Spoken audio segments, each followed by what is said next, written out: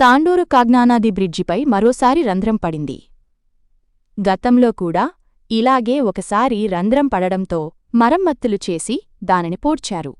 సరిగ్గా ఏడాది తర్వాత మరోసారి అదేవిధంగా రంధ్రం పడటంతో విషయం తెలుసుకున్న ఆర్బీఓ ఎల్సీఈఓ కాంగ్రెస్ పార్టీ నాయకులు బుయ్యని శ్రీనివాసరెడ్డి సంఘటనా స్థలానికి చేరుకుని బ్రిడ్జిపై రహదారి పరిస్థితిని స్వయంగా పరిశీలించారు. బ్రిడ్జి భద్రతకు చర్యలు చేపట్టాలని అధికారులను కోరారు. ఆర్ఎండ్బీడీ నేషనల్ హైవే శాఖ అధికారులు సిబ్బంది బ్రిడ్జి పరిస్థితిని ఆయనకు వివరించారు. ఈ సందర్భంగా ఆయన వాహనదారులు ప్రయాణికులకు ఎలాంటి ఇబ్బందులు కలగకుండా తక్షణ చర్యలు చేపట్టాలని అధికారులను కోరారు.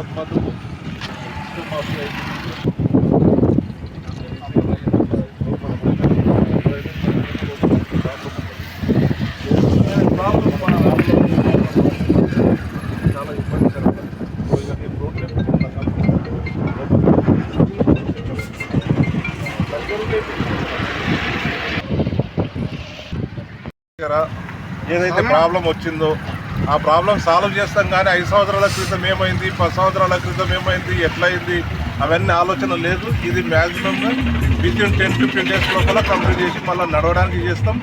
మళ్ళీ దీన్ని రిపోర్ట్ తీసుకుంటాం. దీంట్లో ఇంకేమైనా ప్రాబ్లమ్స్ ఉంటే అవతల బ్రిడ్జ్ అవుతుంది. ఆ బ్రిడ్జ్ అయిపోయినాక మళ్ళీ దీన్ని కూడా రిపేర్ ఉంటే చేపిస్తాం. ఖచ్చితంగా ఇటువంటి ప్రాబ్లమ్స్ అయితే రానివ్వకుండా అయితే మ్యాక్సిమం చూసుకుంటాం. ఓకే.